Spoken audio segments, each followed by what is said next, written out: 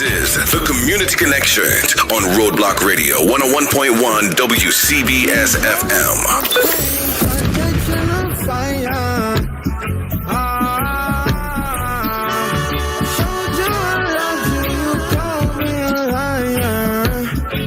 Oh, no, no, no, no, no.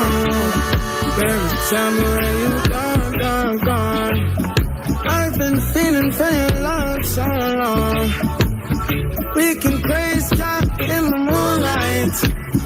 Baby, if you with me, better do right. And I've been gone too long. And I'm hoping that you sing my song. I've been on this road for way too long. I've been hoping that we all get along. These roads of flames are catching a fire. This is The Community Connection on Roadblock Radio, 101.1 WCBS FM. I've been on my own, but we ain't never left alone. And if I'm telling you the feeling is wrong, relax a little, friend, this won't take too long. And when you're feeling alone, you can call my phone. Is there a better way to go? Teach them something before they lose the song. Oh, no, freedom is the road. Oh, no, coming in from the cold. Tell them not to sell it, it's worth more than gold. And guiltiness will catch them in the end. Oh yeah. They'll try to manipulate you through your pockets. Now you're caught up in the fog with the optic vision.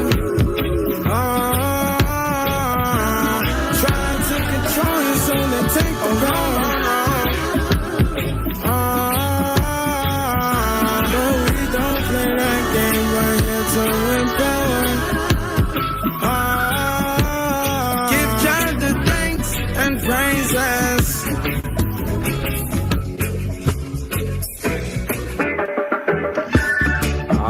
Yeah.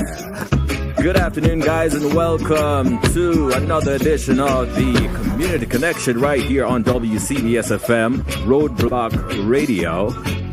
And it is me on the outside. It's still snowing. Oh my gosh. I'm David Shepard, and we do have Roslyn Smith with us.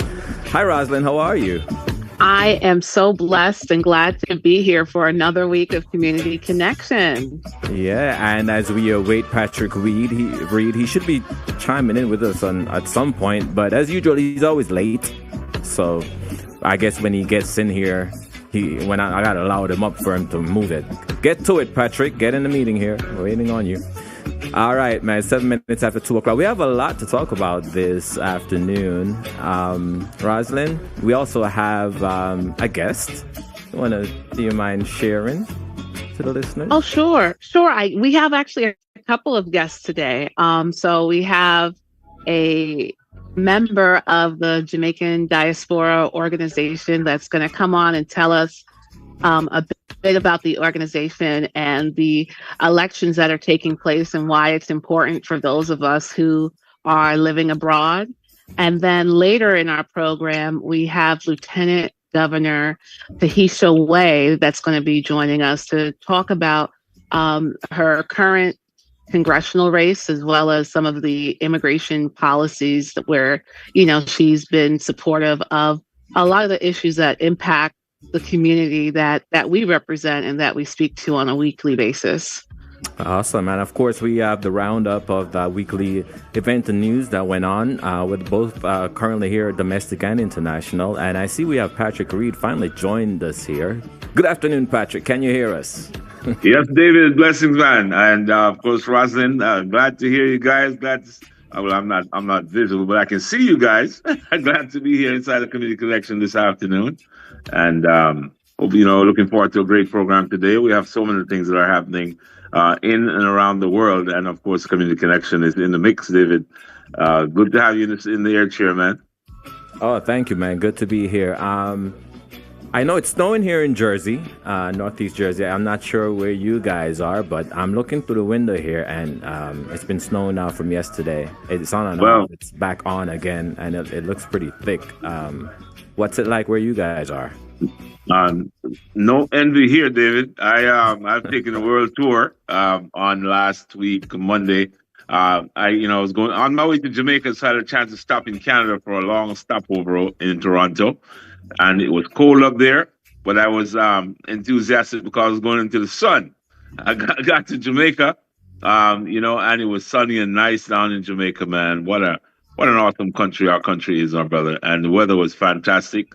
Got to do a lot of great work. I'll mention some of it a little later on. Now I am in Fort Lauderdale, Florida. Florida is a little nippy, but still sunny outside, and gonna enjoy the weather here as well. So I have no I'm not jealous of you guys up there, man. You can have the snow for a little while longer.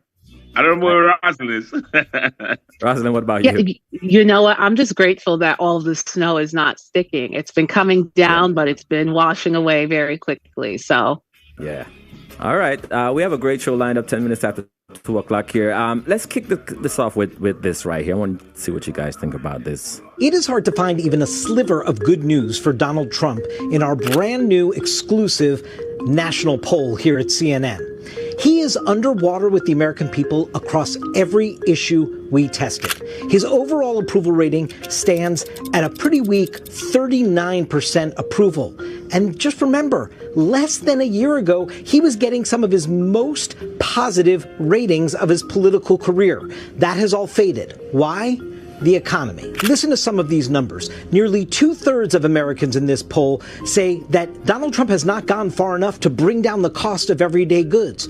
Only 36% of Americans, a third, say that he's had the right priorities as president. And 55% of Americans, a majority, say that Donald Trump's policies have made the economy worse. As bad as all of that is, the number in this poll that is going to send shivers down the spines of Republicans on Capitol Hill who are on the ballot this midterm year, 29%. That is Donald Trump's approval rating with independent voters in this poll. That is a huge political problem. Now, perhaps the one silver lining, if you can say it's that, the one glimmer of hope for Donald Trump here is that his party is still very unified behind him. Among Republicans, Donald Trump's approval rating stands at 87% support. Well, I'll tell you, what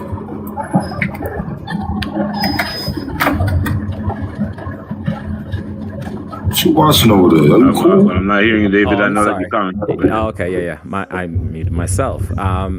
That's a report that CNN is putting out. They're actually working a study and doing a poll based on the American people and where we stand now, and where we see the administration is.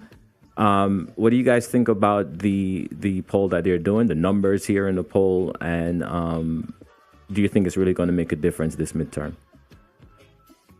Well, I'll let Roslyn go and then I'll jump in with a comment on it. well, you know what? I think that there's a lot of concern over a number of different issues. And I think part of it has to do with people here in the United States are struggling to get by. There's a lot of conversation about affordability, and simultaneously we see the president doing a lot of activities abroad that seem to not be in the best interest of the people at home. And so that certainly at a macro level will impact the midterm elections. Yeah, I mean, it's all about, these polls are always directed towards the upcoming election. And this time around, we're talking about the midterms. It is really shaping the landscape and the conversation to be had, going forward. Because if you look at what's going on nationally, how Democrats are presenting themselves and how they're posturing for the midterm election, these polls they're looking real good for the Democrats, and so I think by and large, with all the upheaval and the change that the president has been putting on America, that folks aren't taking it too well. The polls are reflecting that. Folks are concerned about bread and butter issues, and they're not feeling too good in their pockets on their tables. So they're reflecting how they're feeling, even though they gave him a big mandate. This Republicans majority that's supporting him in the polls, I don't know how much longer that's going to last if you're still hungry at the end of the day. So it's about affordability, it's about prices, and it's about the upcoming midterm elections. I think it's going to speak a lot in the elections, and the president really has to, I think, take it seriously. Republicans have to take it seriously if they're going to have an opportunity to maintain the majority in the House, Senate, and if the president's going to be able to go forward with his agenda unobstructed. It's interesting to say the least. Now, Patrick, I know you had some roundup of news and current affairs and other topics that you wanted to tap on right now. If you want to go ahead and tap right in, do your thing, man. Well, I was, even traveling internationally, I was very curious about what is happening, because when you travel internationally, you still are abreast of what's going on anywhere else in the world. And I was just curious, I know that, I went out of the country.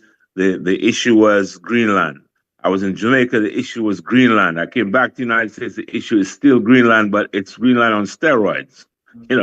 Apparently, President Trump is intent on taking over Greenland by whatever means necessary. And it is just interesting to see what is happening in Greenland, how the Greenlanders are positioning themselves, how they're pulling closely together. And, Denmark seemed to be trying to resist it. It seemed to me a difficult task to resist the approach of the United States on so many levels.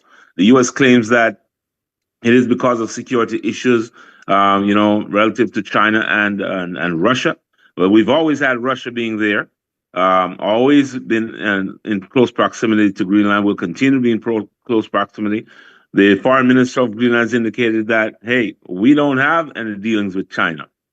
So, the mad rush of the U.S. president to annex Greenland, is steeped in his intentions to control this hemisphere, lock, stock, and barrel. And it is causing craziness, because now you have the president slapping tariffs on, 6-7 countries in the European Union, allies nonetheless, who are on this list, including Great Britain, including Finland and Denmark, including Holland and other countries, France, who are usual allies of this country. They're getting threatened with 10% tariffs if they do not support the United States approach to Greenland. It is a change in geopolitical, the entire geopolitical world at the moment. You have the economic summit that's about to kick off in Europe, and there's protests, lots and lots of protests. How are you guys seeing it play out in your end? Well, I think that this is problematic from the perspective of NATO and the fact that Greenland and Denmark, for that matter, have been longtime allies of the United States, and they've played really nice in the sandbox, right?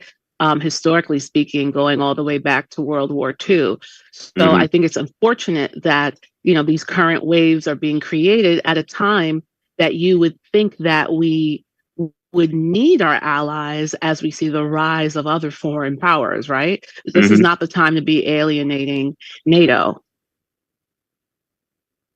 Well, I don't see the purpose of the big deal about trying to take over Greenland, because we already have control of Greenland. In all honesty, it was said in a treaty that was written way back in the earlier days that the U.S. has all rights and to put troops on Greenland at any point and to support the border and everything around it. And they have the full rights to it. So I don't see where, it's a part of Denmark. Denmark is a part of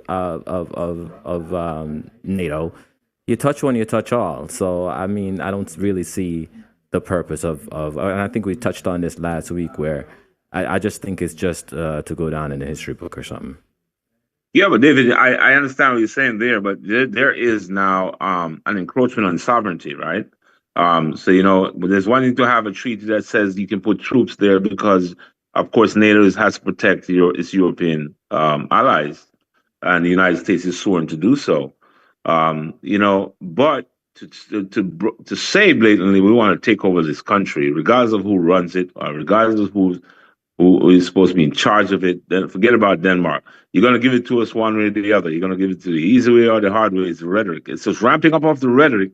It's kind of making everybody uneasy, very uneasy. And if you can't make your allies feel calm and feel secure, then we've got a problem. The problem right now is going to play out in the European Economic Summit that is happening, and that's shaking the foundation of NATO. And I wonder whether or not NATO will exist within the next couple of years, Roslyn. I don't know if they're strong enough to do that. It might be a different confirmation over there.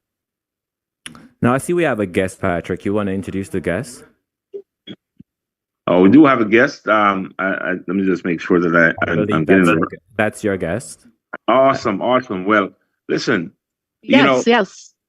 Right. So I just came from Jamaica, and Jamaica, as everyone knows, went through a devastating Hurricane Melissa, and it's taken a tremendous uplift in the community around the world to make sure that we can stand Jamaica back up stronger than ever.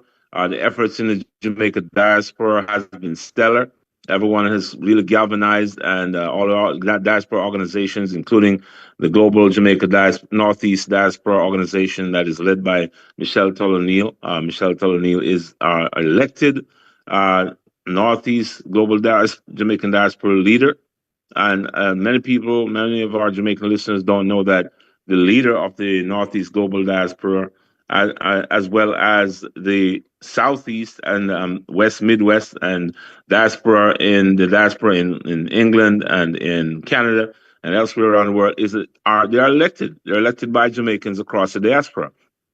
That process has started. That process is ongoing now, and we will have an election coming up. So Michelle will talk about that.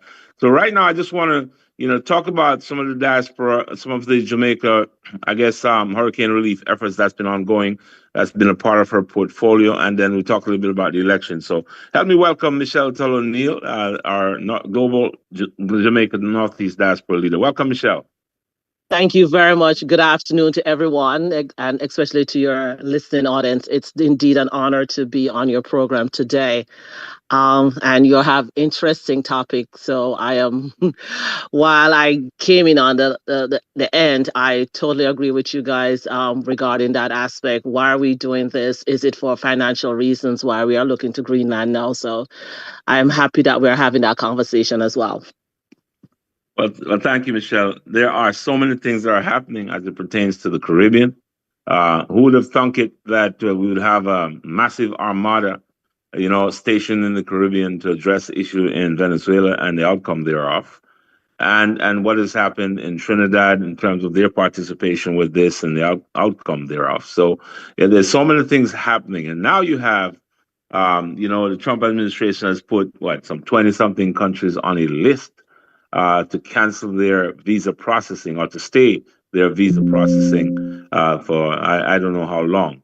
As a global Jamaica diaspora leader in the Northeast and a lot of Jamaicans in the Northeast United States and by extension across the entire globe, how impactful is this, especially in light of what is happening with Hurricane Melissa disaster relief? And maybe you can talk about some of the efforts there and where we are as a country and as a diaspora in addressing that devastation. Okay, I'll get to that in 2 seconds if you allow me to. I just wanted to say, because you brought up the whole change to the immigrant visa, we are actually having a forum on Wednesday discussing that matter because it is important. It is policy. So where do we go from here? But we wanted to also highlight what it means and for whom. It's not all visas. So we want to talk about that. So we do have a forum, which I will send you the information. I'm just so sorry that you just brought it up and I just thought about it.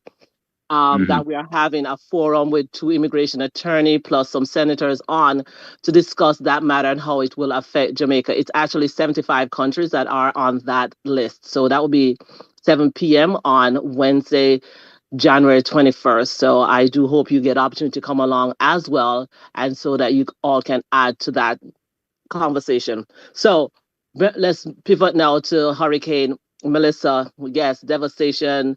towards the west. And so one thing we are known for is no matter what happens, we have a good heart and we're always thinking about our people and we are trying to find ways to help. I was fortunate that I am here at such a time where individuals and organizations just wanted to give. So on Thursday, I sent my last shipment to Jamaica. I mean, I packed the last container, which will be shipped tomorrow to Kingston. The first one we did, we had about 66 barrels and boxes and all that. And then, yes, the last one, we had about 17 pallets, 16 barrels. I'm not remembering the numbers now, but just to say that millions of dollars of donations came in, and I am truly grateful. I'm grateful to John J, right, Jamaica Organization of New Jersey. They, a week before, delivered so many items going to Jamaica, specifically to the western part that was affected by Melissa. And we are trying to get into the areas where nobody's going. So we're going into the mountain areas and we are trying to help with that. So that's what this last set is all about. After this, we will be pivoting to rebuilding. So we're going to concentrate on the agricultural part of it, on the farming. So we are working together. We identify already 3 organizations in the diaspora that we're working with. You know, we're buying baby chicks. We're thinking of buying goats and we're buying seeds and all that because we want to really focus on entrepreneurship and how individuals can contribute to the economy. So we are, in fact, pivoting to that. And so that's phase 2 for us in the Northeast diaspora. But John J, Yuja, individuals, and I call them friends of Jamaica who have never been to Jamaica, but just know me or know you, Mr. Reed, and said, you know what, I want to be part of what you guys are doing. So I really want to say thank you to every person, whether it be giving donations or even your prayers. I thank you. Well, Michelle, I want to thank you so much for that. I was just, in fact, I just came from Jamaica, as I mentioned before. I was in Westmoreland. I was pleased to be there to represent the One Blood Domino Club in collaboration with the Covenant Insurance Domino Club down there, as well as the Jamaica National Heritage Trust. And, support from the Ministry of Education, Youth and Culture, as well as Ministry of Tourism.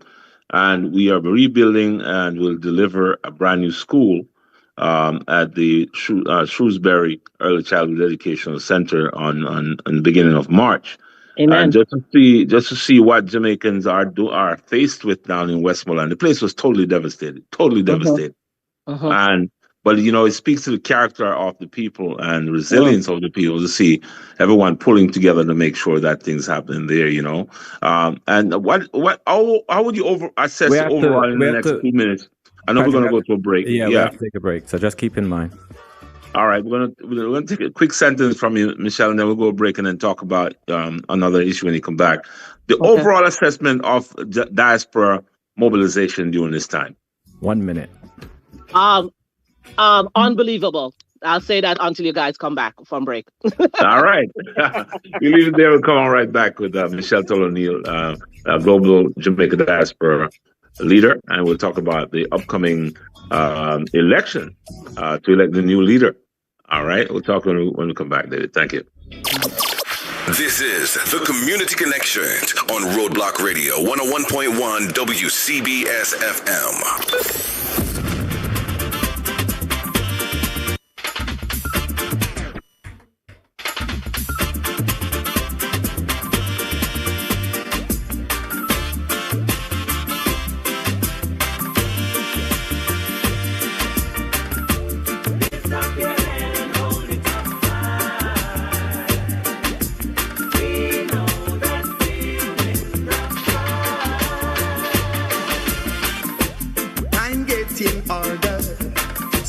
Striving for better, and we're not gonna stop till the battle is won and we get justice.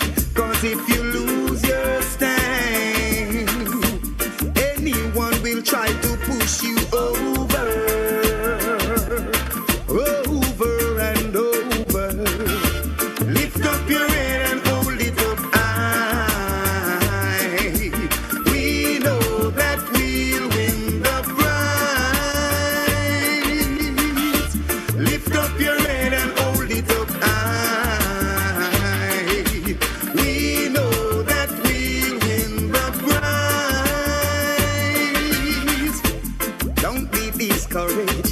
travel pitfalls and their worries.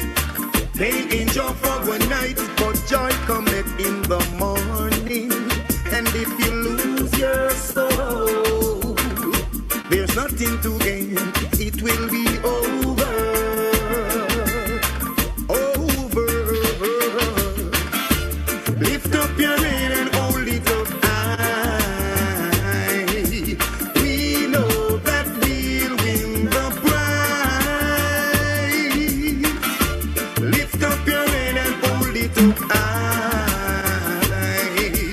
We know that we'll win the prize.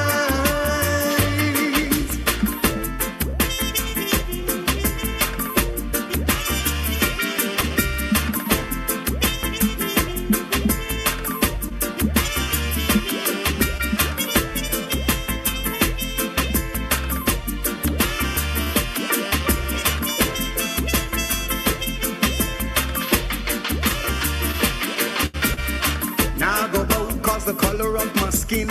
Now I go cheat because me want to win. Now see the crown and still no know the king.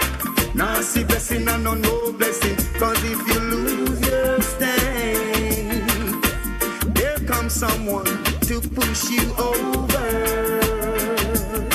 Over and over. Lift up your head and hold it up high. We know that we'll win the prize. Lift up your head and hold it up high. We know that we'll win the prize. Time getting older, still we striving for better. And we're not gonna stop till the battle is won and we get justice. Cause if you lose control, they'll send someone to run you over. Over and over. Lift up your head and hold it up high. We know that we'll win the prize. Lift up your head and hold it up high. We know that we'll win the prize. Lift up your head and hold it up Roadblock Radio. 1011 HD3 New York Tri-State. 1027 HD3 South Florida.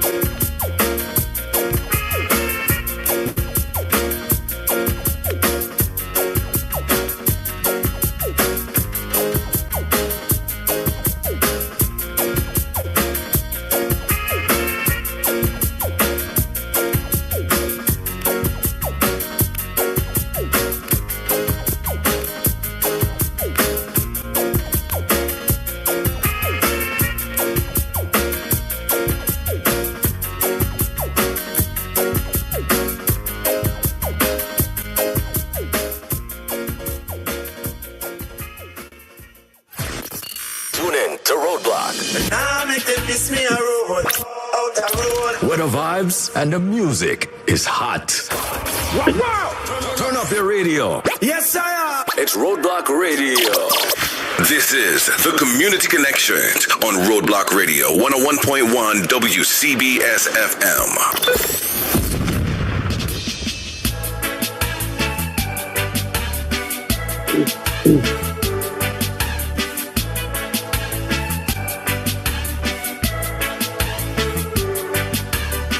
A group of youths around the fireside, faces lighted by the glow.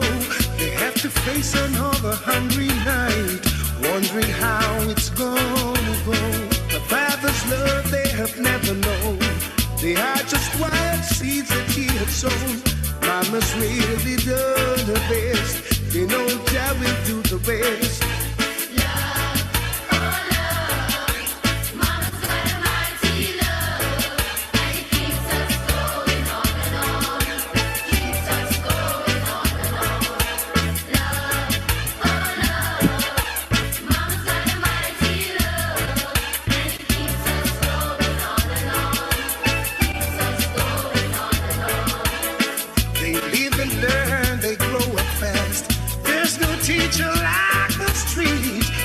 Be strong or they won't last, 'cause there's no place for the weak.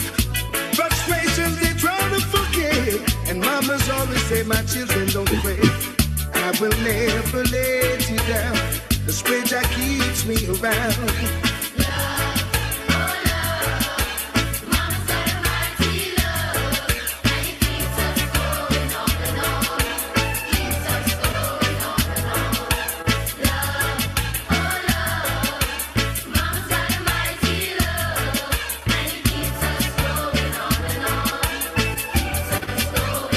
That's right. Love and only love keeps us going on and on. Roadblock Radio, WCBS FM. Good afternoon.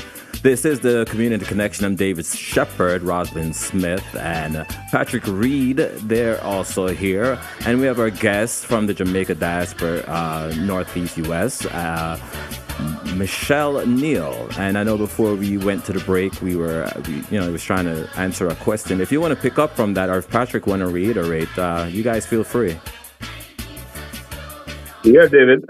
Yes, welcome back each and every one inside the Community Connection. And Michelle, glad to have you here, man. I often wonder a lot. When I speak to people about mobilization in the Jamaican community, in particular, a lot of people have not heard of the Jamaica Diaspora Northeast or the Global Jamaica Diaspora organization. They don't understand the importance of it, how it functions, how they fit into it, and I know personally of the great work that's being done by the Jamaica Diaspora, but maybe you can enlighten folks a little bit about, what it is and, the work it does and how folks can really join the effort, link in and stay informed about what's going on. Okay, very good question. So the first thing that we need to understand is that the Jamaica Diaspora also has Global Jamaica Diaspora Council rep, and there are three of us for the entire United States. It's an advisory position. But then you have a situation like Melissa happens and you have to pivot.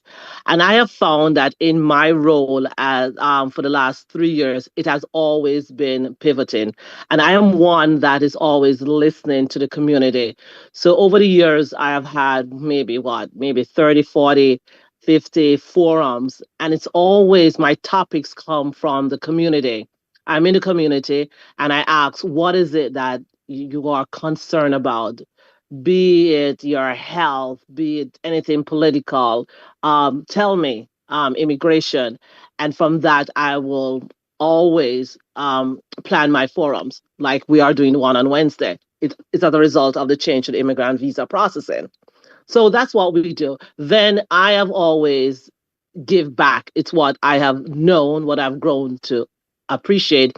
And being a member of Team Jamaica Bickle, you can't help but give back. So before I got into this position, I was already giving back to my house. So now in this position, I just do it at a wider scale. One thing you'll find in this position, and it still needs definition because people call me, as you know, Mr. Reed, for everything.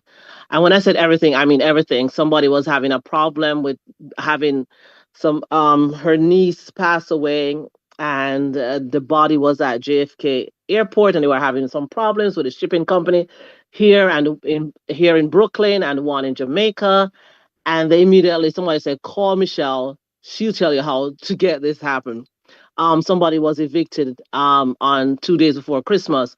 They Everybody called me. Things that so for me, my role is okay. Whatever it is that I can assist you with, I will.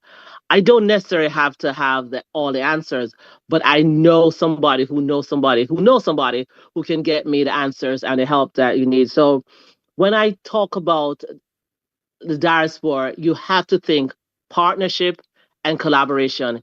It is not a role that you can do on your own. So I lean a lot on the Neville Bells of this world, the Donovan Wilson from UJA, Jamaica correction officer, or you name it. I lean on them in order to support whatever is going on, and the Claudette Powers within the health sphere. So that's what I do in this role.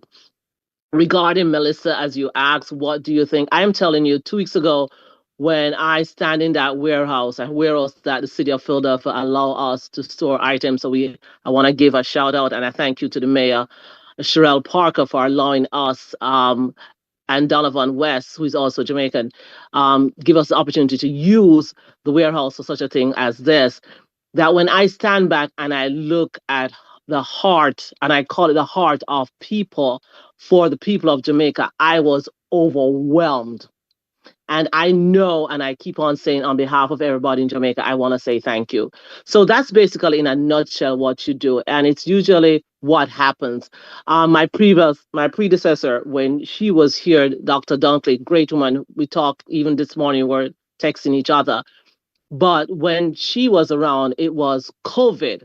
So it seems as though there's always something when you have this role to do. And this is one of the reasons why at this time I felt like with Melissa, we are not finished. It's going to take years. So I would like to, and I'm seeking re-election, to continue in this position so that we can continue to do the work that we want to do.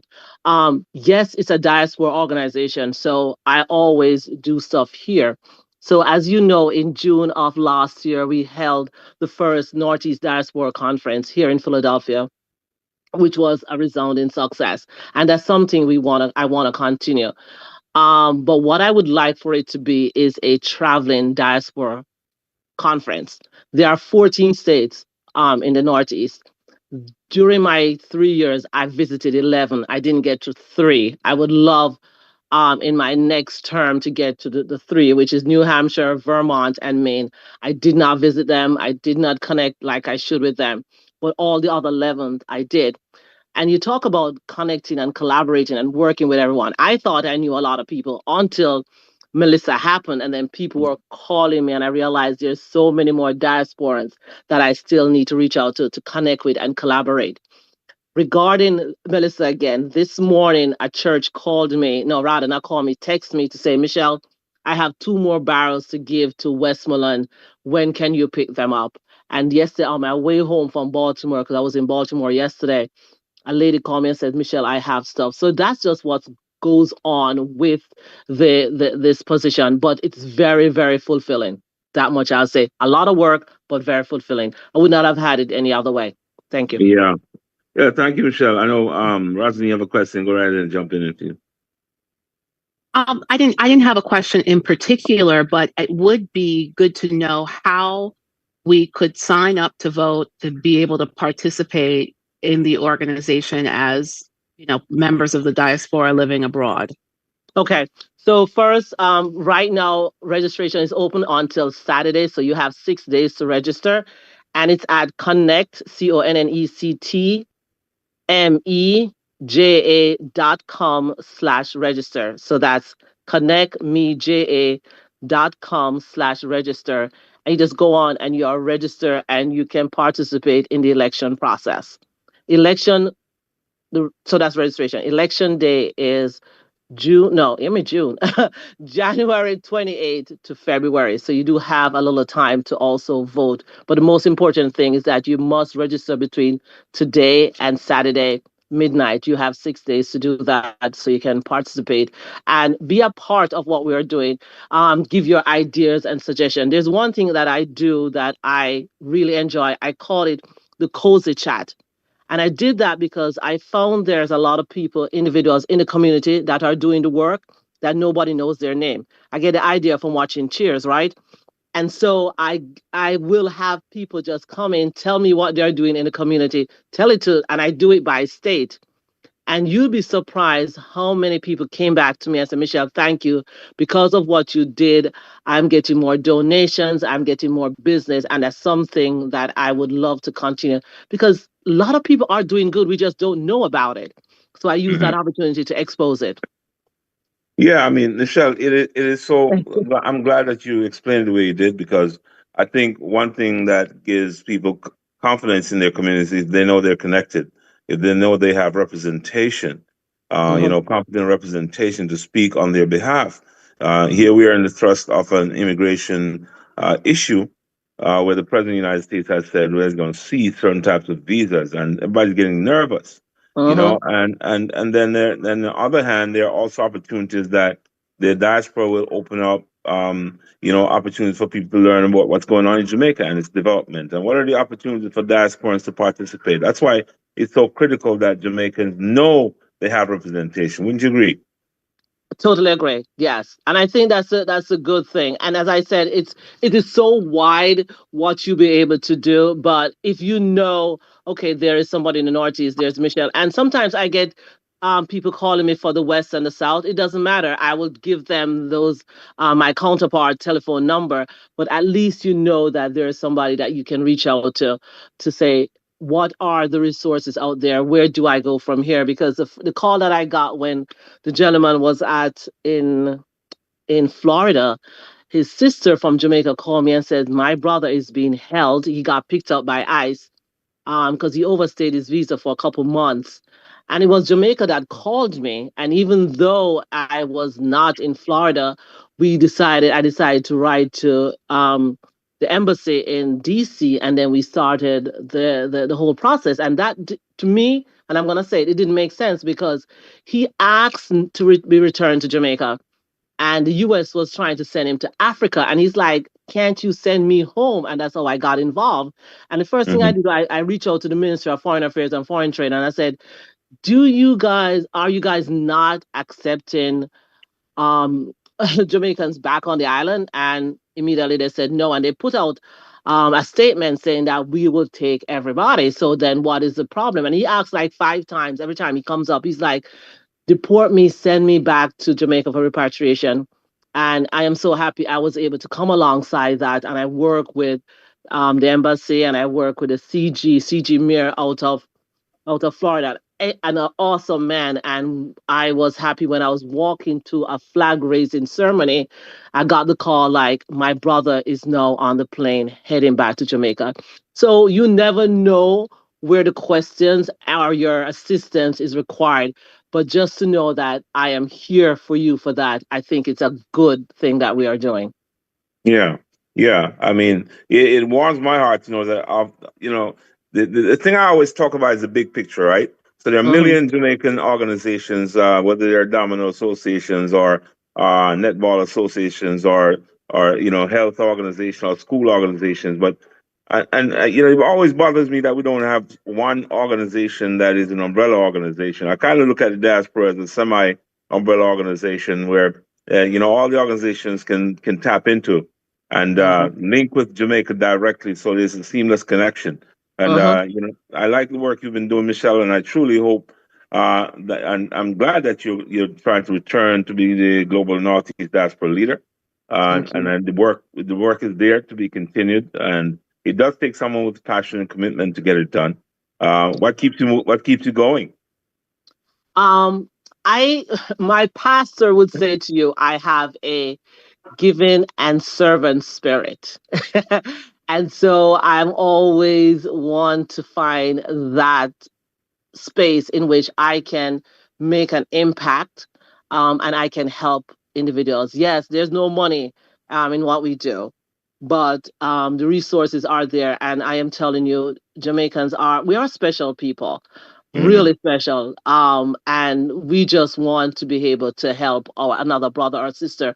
And don't get me wrong, when I said help another brother or sister, I'm not necessarily meaning Jamaicans. We help everybody, because I've gotten calls from the other islands. And then I remember one of the calls I got, I couldn't figure out where the accent came from.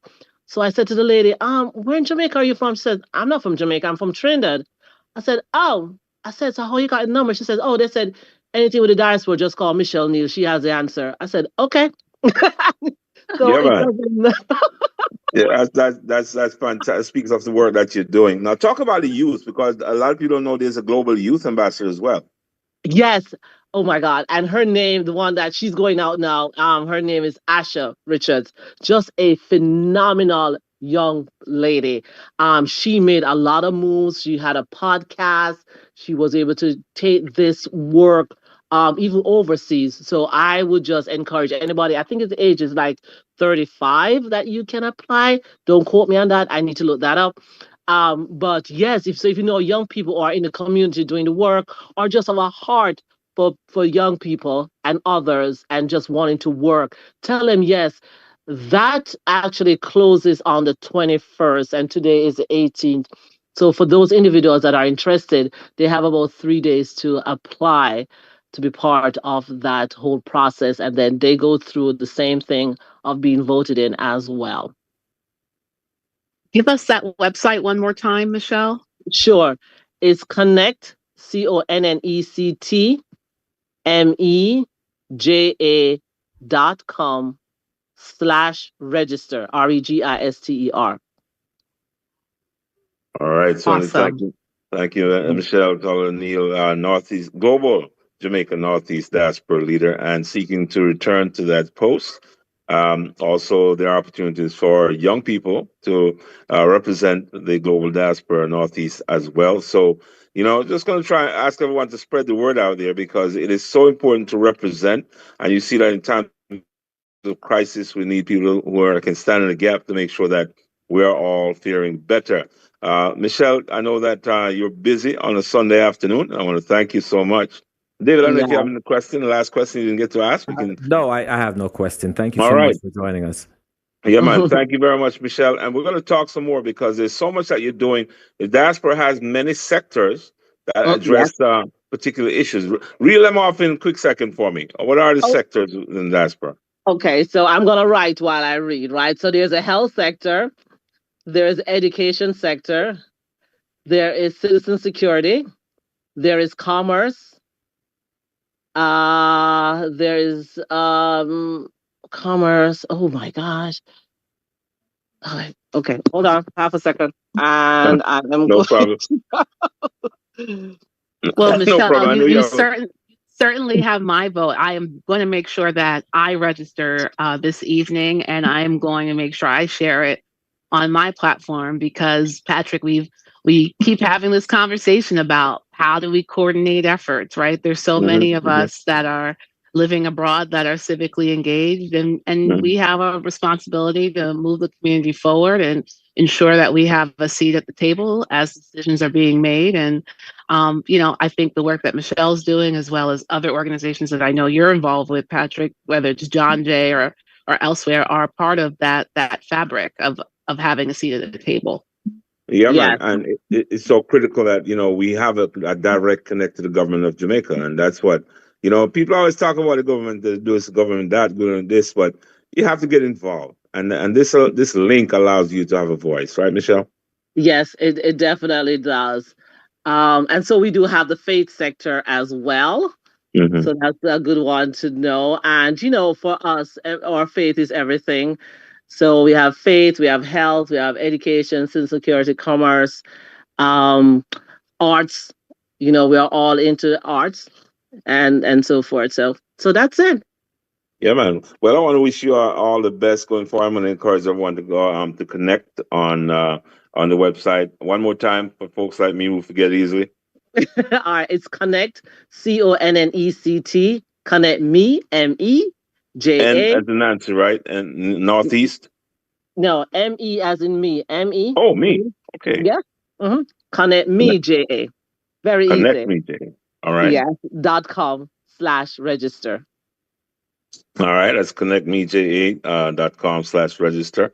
Yep. Ask all Jamaicans out there listening to the program and spread the word to go and connect and register and vote. Michelle is doing a phenomenal work, and you so desire to send her back into the office so she can continue that work.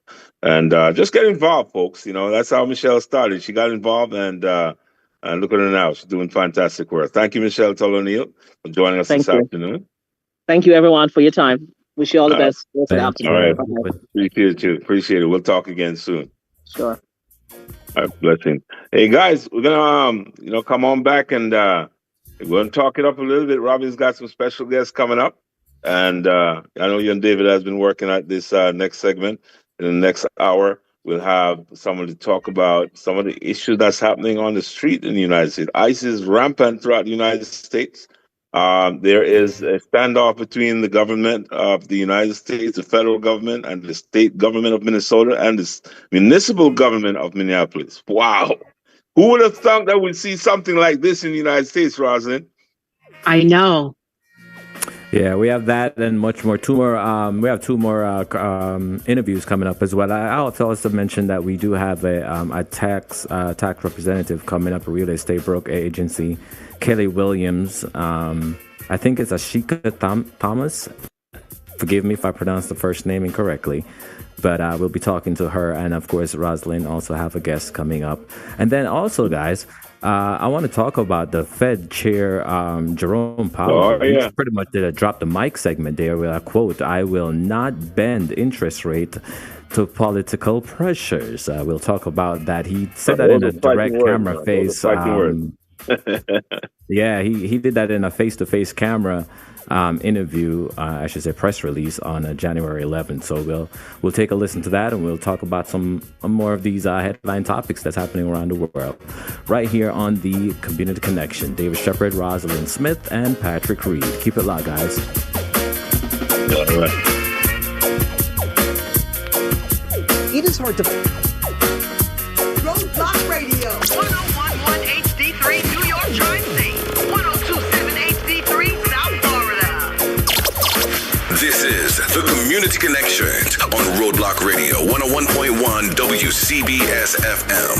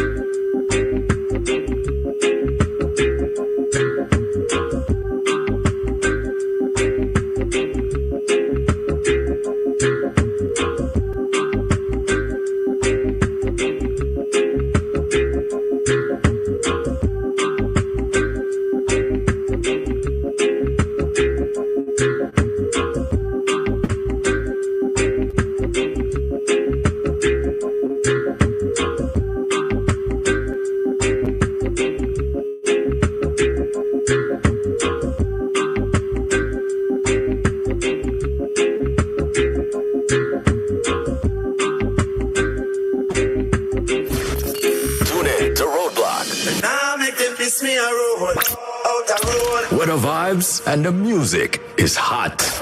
Wow, wow! Turn up your radio. Yes, sir. It's Roadblock Radio. This is the Community Connection on Roadblock Radio 101.1 WCBS FM.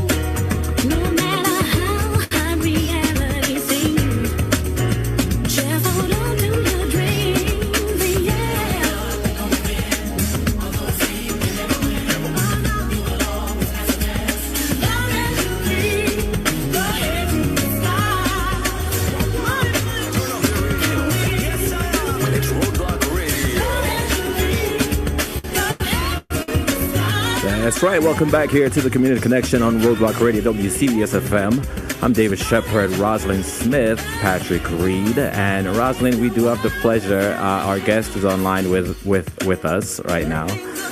Do you want to do the introduction? Absolutely. Well, it is an honor and a privilege to introduce New Jersey's Lieutenant Governor and Secretary of State, Keisha Way. She is a mother, a lawyer, and a lifelong public servant who was raised in a working class household, and she understands firsthand what it means to fight for opportunity and dignity.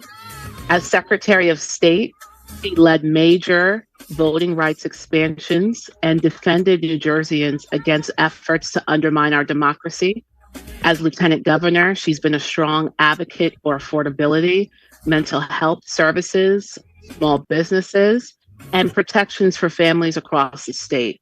So this MLK holiday, we're honored to welcome her to talk about Dr. King's legacy, the state of our democracy here in New Jersey and abroad, and protections for immigrant communities, and why she's stepping up to run for Congress. So, Lieutenant Governor Way, it is such a privilege to have you. And a really quick personal note, my good friend and mentor, the late Sheila Oliver, would be so proud right now because of just the way that you have served and how you continue to advocate for everyday people. I just have so much joy that you are joining us for this conversation today. Well, I tell you, Roslyn, that warms my heart because Sheila truly was a force, right? Especially for we Black and brown, right? Government officials in the space. She mentored us authentically. And just like the song that was playing in the background, which is one of my favorites from Sound of Blackness, she always wanted us to be optimistic, right? And I thank you so much for having me because that's who Martin Luther King Jr., right, wanted our people to be optimistic. Absolutely. When we reflect on his legacy, what does it mean to you personally, and how does it inform the work that you're doing right now in New Jersey? Sure. I have been blessed to oversee a department that actually includes a Martin Luther King Jr. Commission. And the work that has been done these past 8 years has been one of great pride. Just understanding the basic premise of service. That's where we have, a good number of volunteers who model, right, what Martin Luther King has stood for all of us, that we should be there not only for the upliftment of, ourselves, but also with our communities. What can we do? What can we stand for as a people, right? To move that moral compass of justice, right? That arc of justice forward. And, I grew up in the Bronx, New York, with my parents were both union TWU workers. And even at an early age, they sought to teach both myself and my other older brother, Keith, that, we should be of service to others, but equally important, that everyone should be viewed from a lens of dignity, right? And for me right now, we see what's going on nationally. We see how Donald Trump is attacking our fundamental rights, going against everything that Dr. Martin Luther King stood for. So, I feel as though this is the right time for each and every one of us, not just on this weekend of celebration of who Dr. Martin Luther King stood for, but it's now time for each of us to march side by side, ensuring that we are of service to others and that we are being authentic in reigning justice, right, in every single aspect of what we do. Absolutely. And when we reflect on democracy, how would you characterize or assess the state of democracy right now in New Jersey? Sure. Well, it's been a privilege to serve New Jerseyans as Secretary of State, being that guardian of our democracy. And it has been under attack during Trump 1 years and during Trump 2. But the one thing I can say, New Jersey, we all have withstood it. I have expanded our democracy in many ways. I want to say implementing automatic voter registration, which is key, online voter registration, expanding vote by mail, and at the same time implementing in-person voting, which is key. And I truly believe that as Secretary of State, there's been many moments, especially during the COVID years, when our state had to pivot to all vote by mail, that the undermining of the confidence in our democratic processes was being leveled against me and my team, but yet and still, I truly take access to the ballot box. I hold it true and dear, just because you have to think what Martin Luther King stood for, those pioneers in the civil rights, who they stood for and against, Congressman John Lewis, right, being firm, even as a youth standing strong, right, and making sure that our voting access rights was there. And the other thing that I am proud to say in New Jersey is that those who serve on parole or probation can now vote without paying any penalties or fines. And that is, again, a significant and an important moment for New Jerseyans. Yeah, it's a pleasure to have you on. Nice to meet you. I just wanted to ask you your opinion on what's going on right now. I know you mentioned it. We all see what's going on around the nation right now with ICE. And now we see that the Justice Department is investigating Minnesota Governor Tim Walz and Minneapolis Mayor Jacob Frey over possible obstruction of federal law. What do you think? What are your thoughts on that? Again, sadly so, we have a president who is weaponizing departments and agencies. I go back to the democracy piece and the weaponization of, I start with our Department of Justice, right? And I'm an attorney, right, by trade. I've also served as a state judge. And part of my fight has been now with the Department of Justice coming down on secretaries of state wanting us to provide personal identifying information or for the voting rolls. And I have pushed back and said no, in addition to other efforts in which I've successfully fought and won. So to your point, I truly think that the threat is real. I think that it's unconscionable, right, for this president to do this to the Minnesota governor and who also and others who are standing strong against the weaponization that Trump is doing with ICE. I also know that that is why, you know, on a separate note, as acting governor, I was able to sign a notable immigration law, which calls for penalties for New Jersey employers to disclose their employees' immigrant status. Wow. And then, and I would see that the administration is thinking now of bringing in the military. Do you think that's just going to make things worse? Do you think that's going to improve the situation? And what do you think, you know, can be done to improve the situation right now that's going on? Well, you know, again, I think that that's why we need strong fighters, right, in government, you know, and that's why I can speak to my experience, right, the fighting spirit that I want to bring to Congress each and every day to defend our democracy from Trump's attacks. Before you go, I don't know if Roslyn or Patrick have any other question, but I wanted to chime in with her. I wanted to get also her opinion also, I guess, what's going on with Sir Powell. So did you guys have any other questions? Yeah. Go ahead, Patrick. Yeah, I want to thank you, Lieutenant Governor Ray.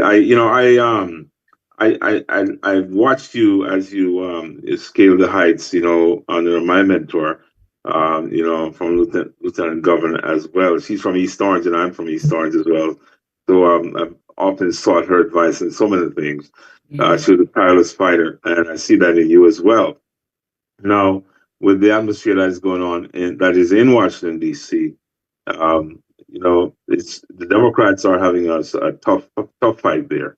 And, there's so many issues that are going to impact the midterm elections, the outcome of the midterm elections. And so the work needs to be done in Washington, D.C. What do you see that really needs to be done legislatively? And what do you hope to bring to Washington, to the New Jersey delegation, to make sure that we can, get what we need back home?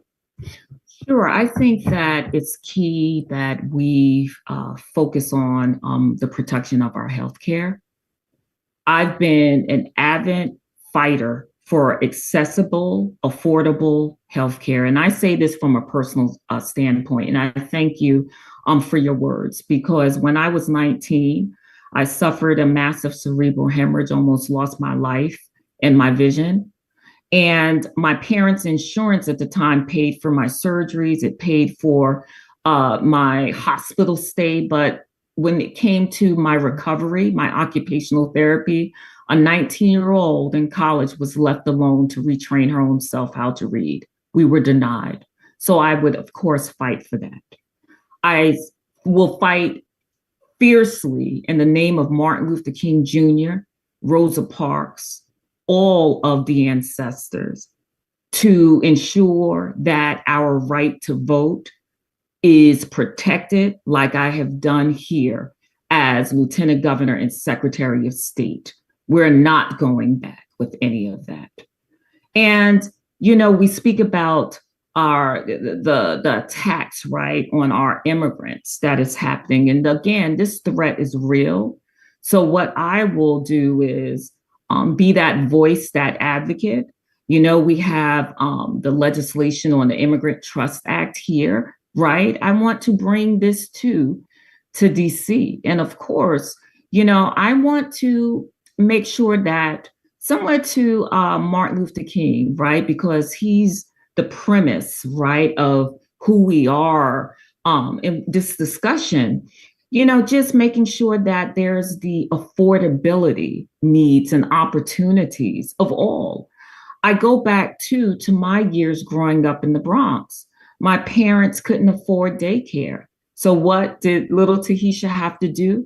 She had to ride the bus with her dad, right? And that is why in my capacity as on statewide level as lieutenant governor, I doubled down on the need for universal pre-K. I've also, made sure that housing discrimination laws have been in the books because we know how this affects our Black and Brown communities. And I have supported small business needs, right? Another idea and issue, that the great Martin Luther King would want for the Black and Brown communities, right? To start having ownership within our own communities. And I've uplifted that too. And these are the things that I will fight for as the congressional rep.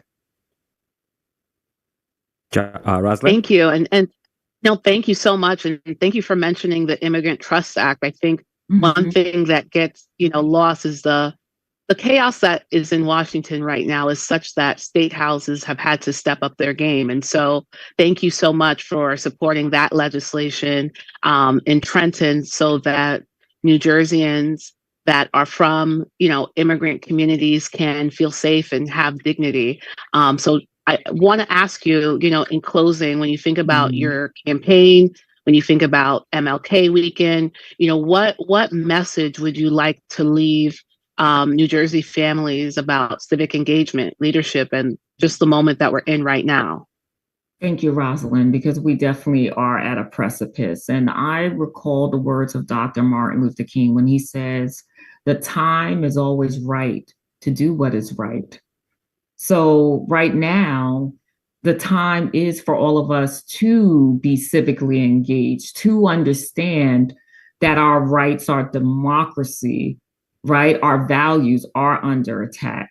And we can't sit on the sidelines. I know that's why I am in this race. I've spent my entire career in public service, from being a local official to being a state judge and college educator, and now Secretary of State and Lieutenant Governor. Even though it's only a day and a half left with that, right, I still feel blessed. And I still want to continue to be that voice, putting the people first in my run for Congress, because our families do need the rep who's going to fight for lower costs, who are going to protect our kids from being in fear if they are from an immigrant family, right, to just go to school.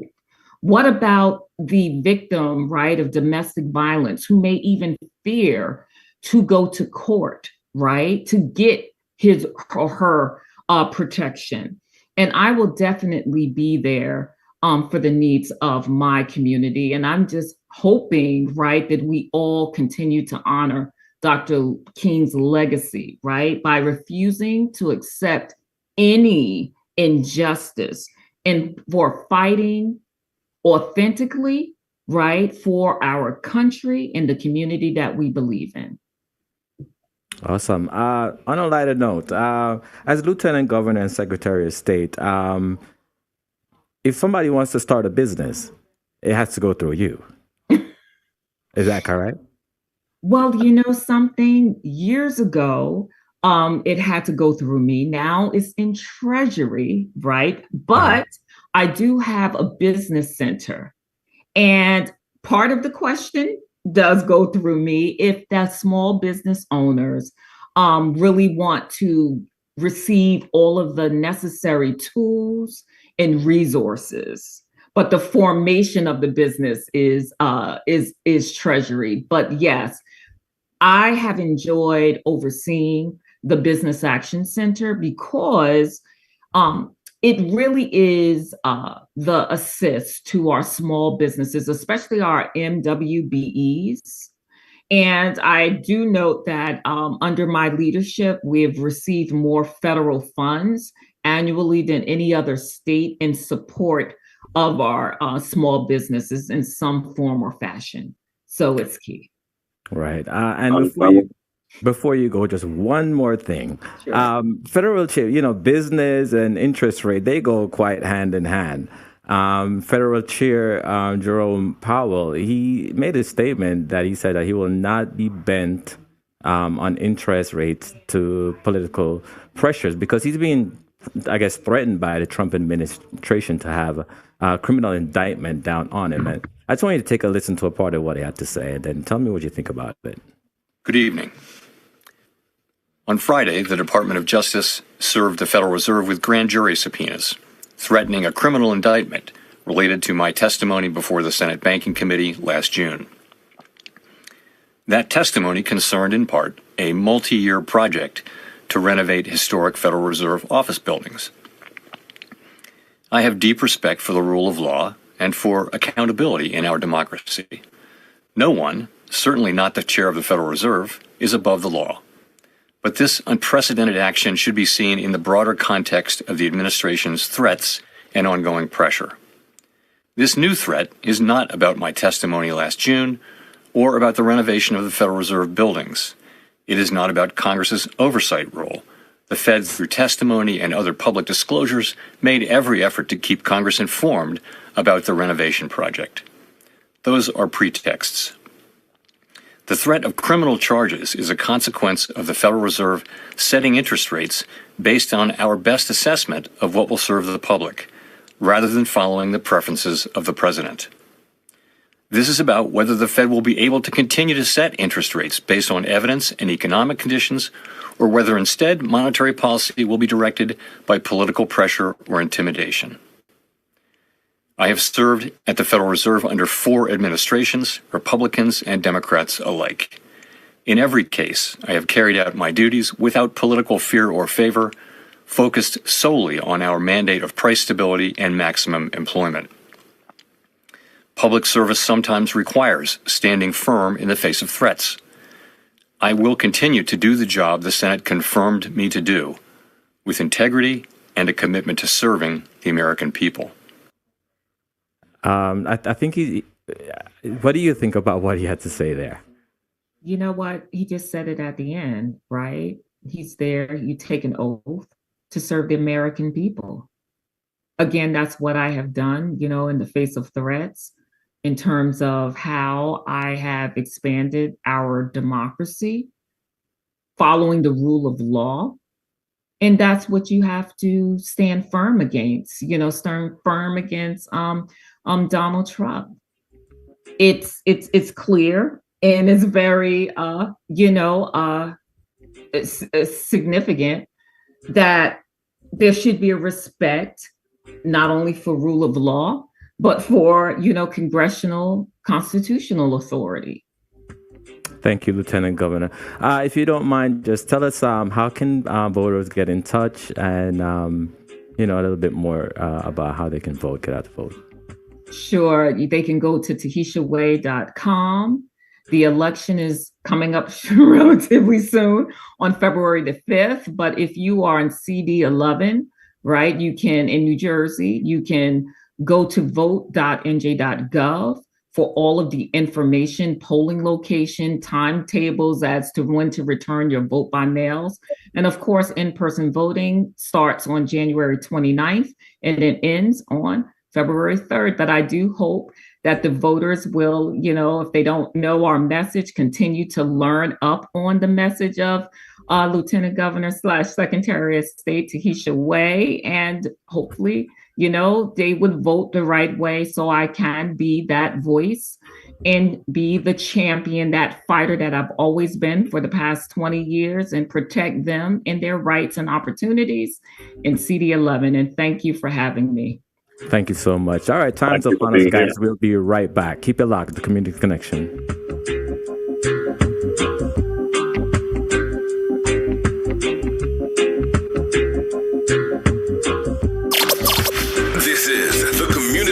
Connection on Roadblock Radio, 101.1 WCBS FM.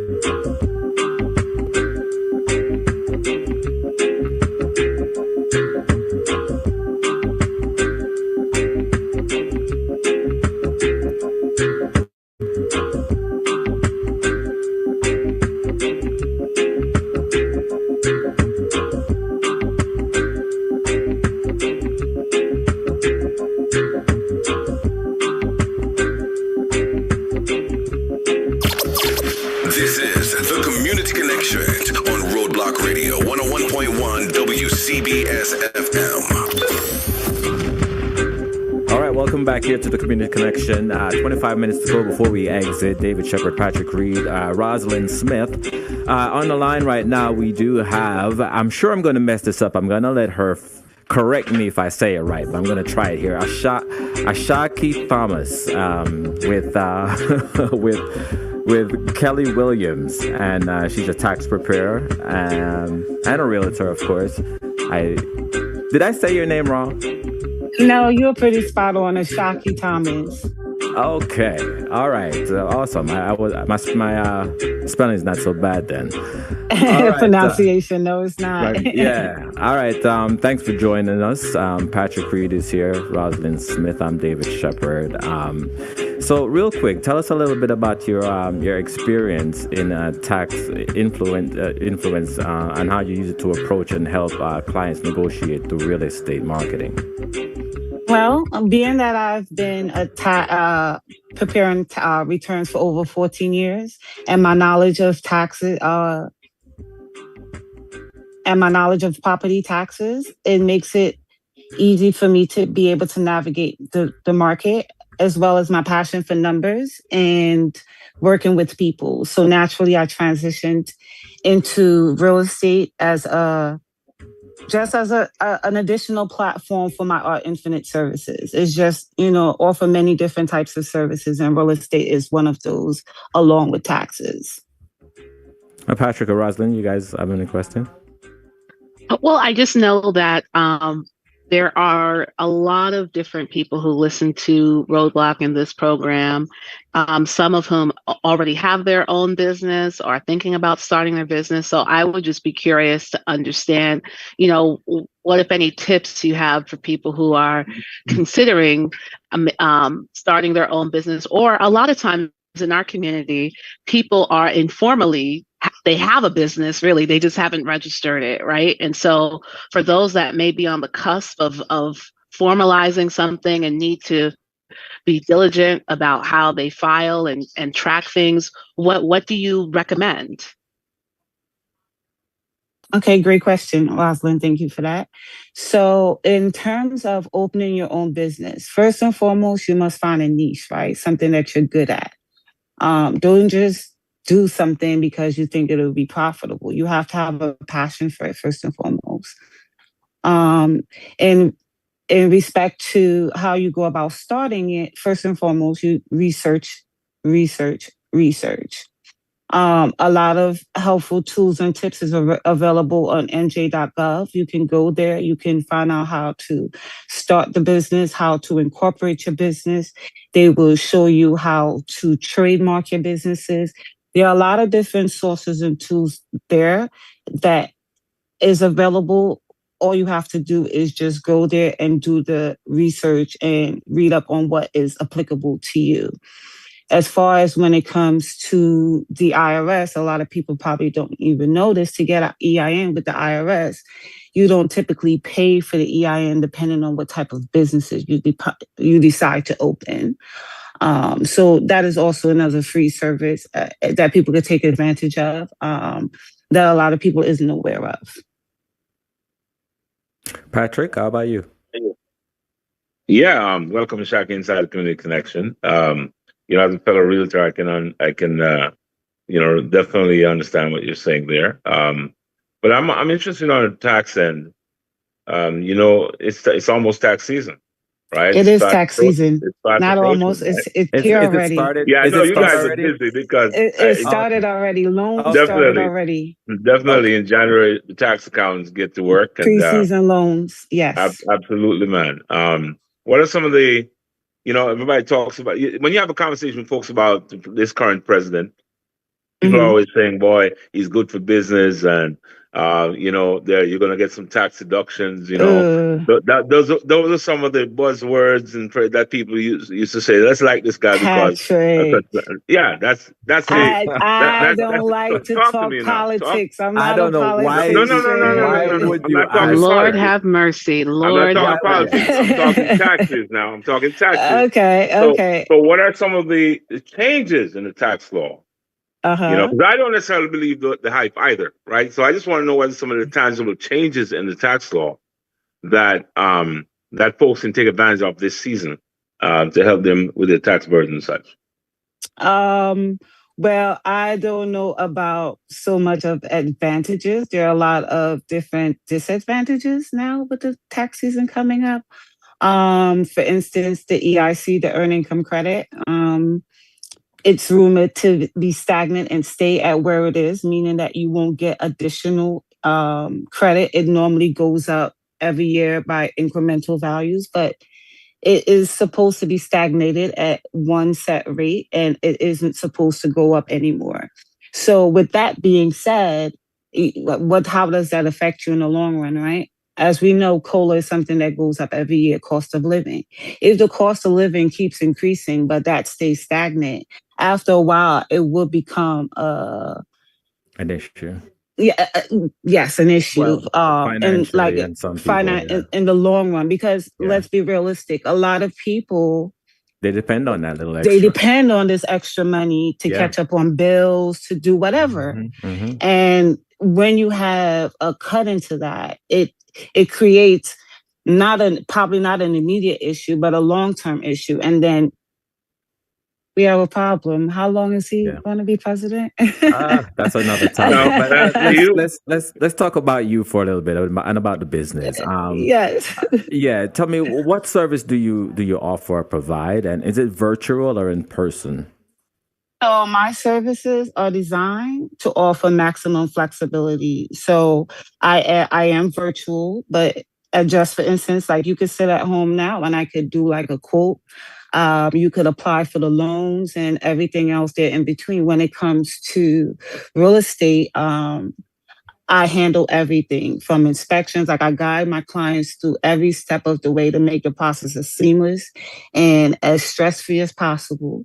The only thing I want them to do is come out and just view the homes and tell me they like it, love it, or what needs to be changed so it can be the perfect home for them. That's just basically it. But if they do want to come out and visit me, I do have an office, but I do work off of appointments only, and that's located at 290 West Mount Pleasant Avenue in Livingston, New Jersey.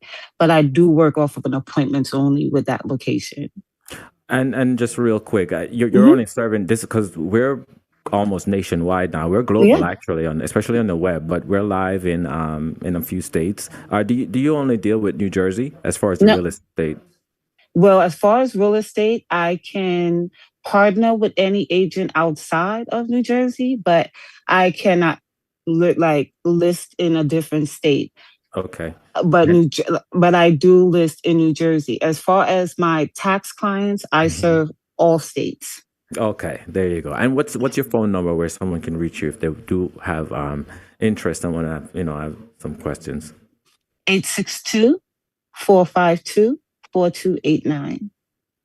And your business location again? 290 West Mount Pleasant, Livingston, New Jersey. Now, you all don't go bum rushing. She said by appointments only. Okay, so make sure you guys give her a call first. And do you have a social media website or a website, business website, or any other platform that you like to direct traffic? Because I'm sure a lot of people listening. You're about to get a lot of calls right now. Yes, I do. It would be my Facebook, and that would be at Ashaki, ASHAKI.Thomas.2022. And Roslyn, do you have any additional questions at the moment? No, I think this has been very informative. I get nervous every tax season. I could do a better job of keeping my ducks in a row. So I know that you probably have a mountain of work ahead for getting the people like myself that try to get everything together at the last minute and organize. But thank you for what you do and for coming on today. Thank you so much, guys, for having me. This has been awesome, and you guys have an awesome day. I just want to document the number again for future sets because I'm going to be giving it some plugs throughout the end of the show. Just so I can write it down. What's your number again? 862-452-4289. All right. Thank you so much for joining us, and I wish you the best. All right. Thank you. Thank you for having me, Roadblock. You guys are awesome. Thank you. All righty. All right. Bye. All right, guys. There she go. All right. Shaki Thomas. She said I pronounced it correctly, so I didn't do too bad there. Look at you. Hooked on Phonics works, everyone. It worked for me. And to be honest, my mom actually bought me that. I was like 13. She felt like, you ain't smart enough. You need to, open up your vocabulary a little bit, here. So I had Hooked on Phonics at one point. Hooked on Phonics. Yeah, I don't know if it's still in style or not. I don't think so, no. But it was the thing, man. Yeah. So again, thank you again for joining us. She's with Kelly Williams agency. They also do taxes and real estate. Give them a call, 862-452-4289. That's the number. All right, Patrick. I know David. Thank you. You had some other stuff you wanted to. We're going to take it as we go. I want to thank Roslyn. I want to thank you for bringing the Lieutenant Governor, Secretary of State in, because we talked about initiating our the voice of our leaders segment. That was it. There you go. So, right. So we're looking to have every Sunday, either at the 3:00 hour or the 3:30 hour, one of our leaders in the community, whether it's a local elected leader or local community leader, someone on a state level or on the national level. So your work is cut out for you. And she's well connected. That's not even an issue. The work is not even an issue for Roslyn. Well, David, I'm putting you to work too, because we want to make sure we have leaders in the program. Well, we have leaders in the program. It is critical that this program becomes the voice of our community and the voice of our leaders to the community, because we don't want folks to stay informed. As Michelle was saying a little earlier, we have so much that we need to do, and as Lieutenant Governor said, so much that we need to do. This is Martin Luther King weekend. He has given us the ultimate challenge, and that is to be of service to our community.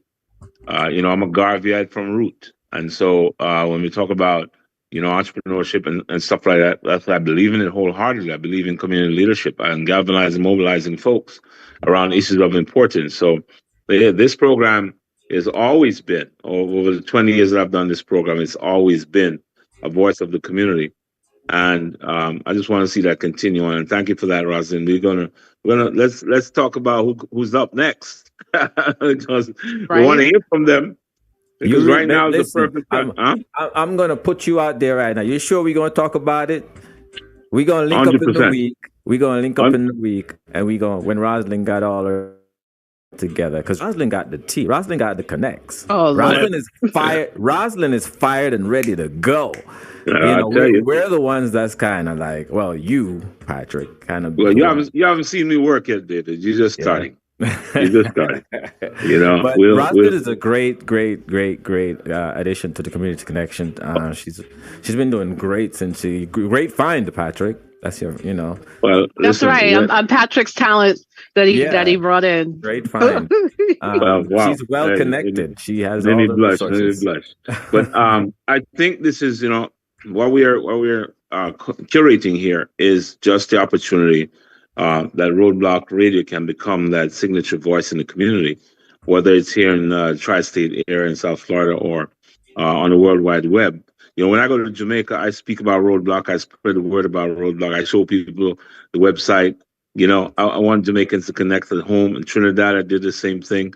In Nigeria, did the same thing. So, my goal is that we are able to open up the airwaves to the community connection to wherever in the world that needs to hear what is happening. So we become a true international program. I'm going to open my ears this week. I'm going to listen for what is happening on the national scene. There's so much that's going on, Roslyn and David. This ICE issue is going to metastasize. It is going to hit probably New Jersey, and I know the Lieutenant Governor is she's running for congressional seat in Congressional District 11 in New Jersey. And I know she's got to be ready to go to Washington, because it's going to hit the floor. It's going to really be a tough issue to overcome or to get square on in this country. I think the fight is just beginning. So the immigration issue is now impacting us in the Caribbean, where how many 20 plus countries throughout the world are on a limited visa application. But you know what that means? That means that if you were trying to get your citizenship, if you were trying to apply for a visa to bring your parents or your children here, it's quite possibly on stay. That means your life has been impacted, disrupted, and quite abnormal as far as this is concerned. So it's a big issue. Did you guys Absolutely. Did you guys see the Venezuela opposition leader?